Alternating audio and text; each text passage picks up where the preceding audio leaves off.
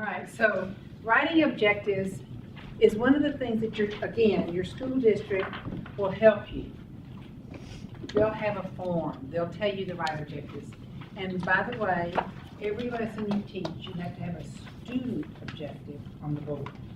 So I mean, student talk. So you won't write objectives on the board that look like what we're fixing to do. Okay, your student objective might be to learn, today we will write a full sentence or something. So that's all the students need to know. But on your lesson plan, your objective might be a little more formal. So Cruikshank talks about the ABCD method. So we're going to talk about that. One of my favorites, because I like alphabetical order. So you all have, you all can share, people that have them. On page 179 of Cruikshank, talks about writing objectives. Does everybody have a copy? Does somebody need my books? Is it? Yeah. Wait, 179 is not right. 171. Okay, I can't see. 171?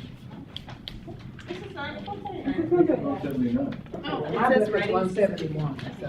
Well, it doesn't matter. If you find it, good for you. You want my book? We got it. Everybody got it? That's right. Huh? Okay. So, Wait, where? it looks like this.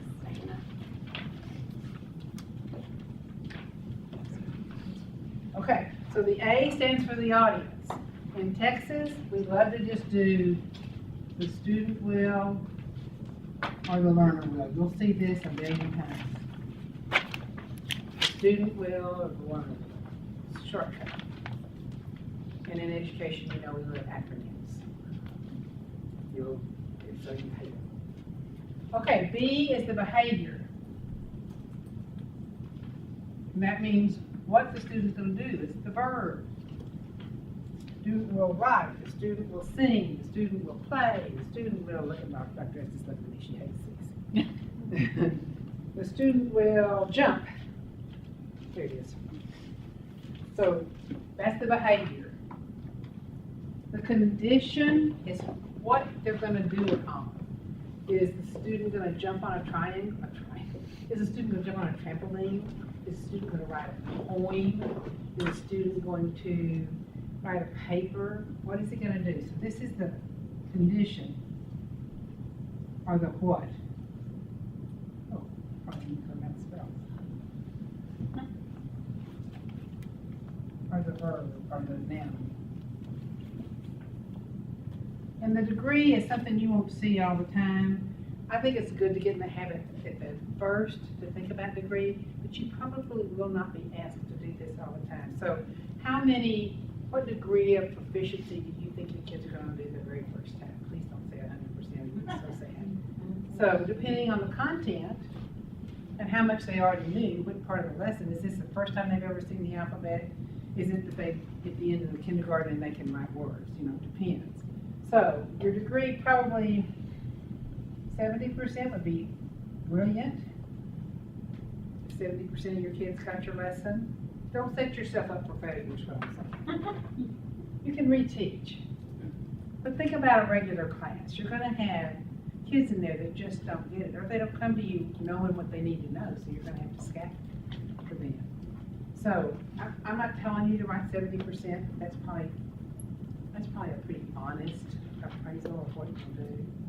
And if I think about you all, when you left Thursday night, 70% would be great, you know, because y'all heard way too much information.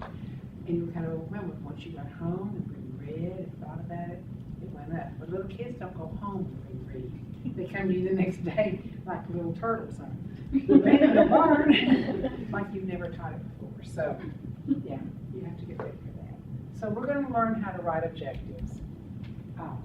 Just because I like to make people do it, I think it's a good healthy exercise. It's an English teacher.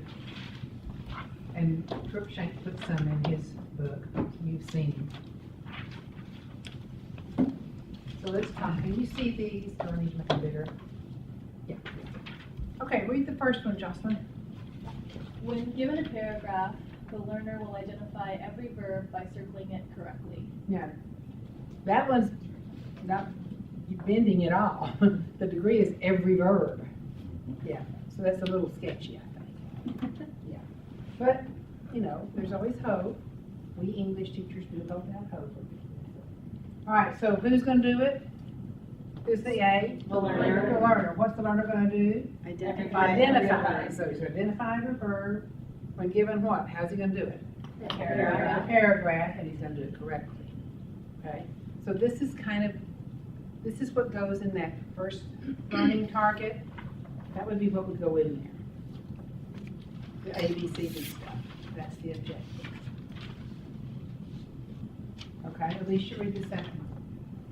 Given 10 sentences, you can't even say that word now. Okay, sentences. Oh my gosh, containing 20 misspelled words, the learner will underline at least 16 of the misspellings. Okay. So who's the audience?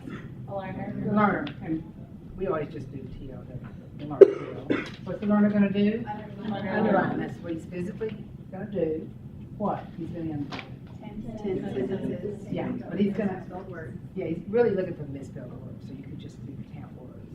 And then how many, what degree? 16. So he's setting himself up for pretty high marks there, isn't he? 16 out of 20. Okay, but I like optimists, that's good. Taylor? The learner will solve at least 8 of 10 binary addition problems. Okay, so the learner is what? Is Is the audience. Oh. And what's the- Sounds like they're gonna solve. What's the learner gonna do? They're gonna solve Yeah, how many? at least 8 of 8 of 10. 10. And that's the degree, and what are they gonna solve? Binary addition. Do you see how, it doesn't have to be A, B, C, D order. I like writing it A, B, C, D, it makes sense to me, but that's, you know, A, B, D, C, C, A, D, you know, it doesn't have to be that. You can write any you want to. Number 4, Jocelyn? Given a 100-word speed test in class, the student will type at a rate of no less than 30 words per minute with fewer than 4 errors. I love this because you all don't have a clue what they're talking about, but in the olden days, we took typing. I had to do it. I had to do it. Okay, oh, good for you, Ray, okay. We took typing. That's like it's my computer skills. Oh. Computer skills center. And a little board that went over your hands and you couldn't look, although I did this. Yeah, there you go. Well, used to, and you had to take typing, and I had to do it, and the keys were blank. Oh, no, they had. Evil, yeah, evil. So, They would just put a thing over and we couldn't see our keys. yeah, There's ways, well, but, because yeah. they're nicer. Yeah, there's ways around it. There's just lean back. Just listen to that. Yeah. I Okay, still think of that. you do? Uh-huh. Well, It works fine. it works, go with it. Okay, so who's gonna do it? The So what's the student gonna do? Type. And what's the student gonna type? 100 words per And how, no less than what? 30 words per With 4 errors. Oh, okay. minute. Right, number 5. When presented flashcards of words containing the letter combination PH, the student will pronounce the words on at least 18 of 20 cards. Now, I can see this happening to kindergarten, like by January. But if you did PH, I don't know if you could even do PH with kindergartners in the first semester, but if you did, you probably wouldn't have 18 or 20. Because he would set them up for kindergarten. When she taught this, and she taught another grad class, which you get used to using the condition first. So her example was using a Venn diagram, the students will blah, blah, blah. That way, you've got your assessment, you've also got the condition first. Writing a paragraph, the students will.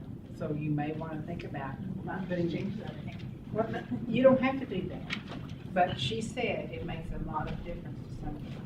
So you don't have to put it in order, and that's a really good hint for some people to think that way. And the good thing about it also is the condition is what you always forget. So if you put that at the front, then you get it done and out of the way and go on to the business. Because that's the one thing that is forgotten and the hardest to think of. But once I started teaching it that way, it was easy. See, it's always not. The condition first. Well, you don't have to, but it's certainly a good hint. Okay, so let's just say, for example,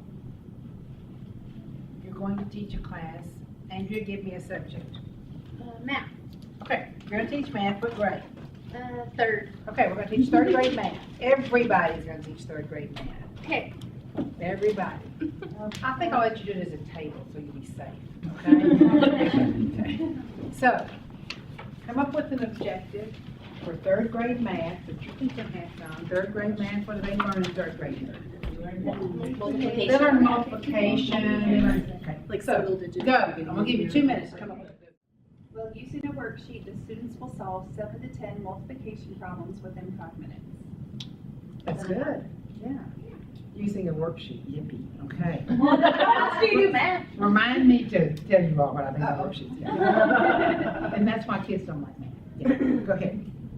The learner will complete a timed quiz on the multiples of 4 with 70% accuracy. That's a good one. Didn't get ours completely written out, Okay, well, but given a 50, this might be a little much for third grade. Oh, Okay, let's say it out loud. We'll say 30. Math facts, like timed math facts. They get 17 of the 30 correct. 17 out of 30. I might could do that. Okay, so don't set yourself up for failure. Don't set your kids up for failure. And don't always think about for math worksheets, because that's what people think about. So that's why I said that. Everybody has Mad Minutes, they do all kinds of stuff. So start thinking of ways that math can be enjoyable or fun or manipulative or something. You could say, make a poem, or, I don't know, you can come up with something. I'm not a math person, but, yeah. Worksheets are exactly what people use. So, it would be perfect. But would it be enjoyable to the kids? Probably not. So, worksheets are good, but don't overuse them. So, just be really, really careful.